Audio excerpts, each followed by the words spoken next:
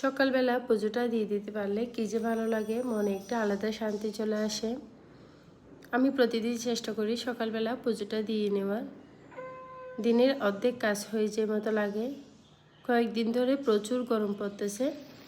গতকালকে কিছুটা ভাত রয়ে গেছিলো, এগুলাই আমি ছেলে মেয়েদেরকে দেব, আমি নিজেও খেয়ে নেব।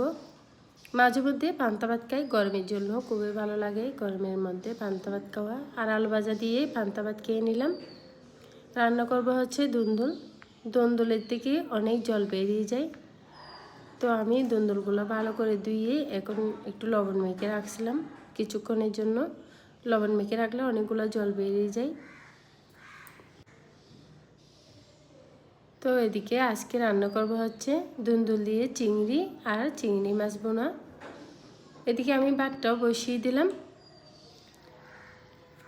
দুন্দুল রান্না করার জন্য তো বেশি মশলার প্রয়োজন নেই, কম তেল মশলায় হয়ে যায়। তো চিংড়ি মাছ দিয়ে রান্না করলে দুন্দুল খেতে খুবই ভালো লাগে। এখানে দিলাম হচ্ছে মশলার মধ্যে জিরা, হলুদের গুঁড়া, মরিচের গুঁড়া দিয়ে নেই, কাঁচামরিচ দিলাম 2-1টা।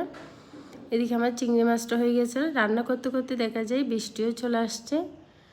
আর মেয়েকে স্কুল থেকে নিয়ে আসলাম, ওকে স্নান করাই দিয়ে দিছি, এখন খাবার খাইয়ে দেবো। আজকের মতো ভিডিওটা এখানে শেষ করলাম। ভালো থেকে তোমরা, ভালো লাগলে অবশ্যই সাবস্ক্রাইব করে পাশে থাকবেন।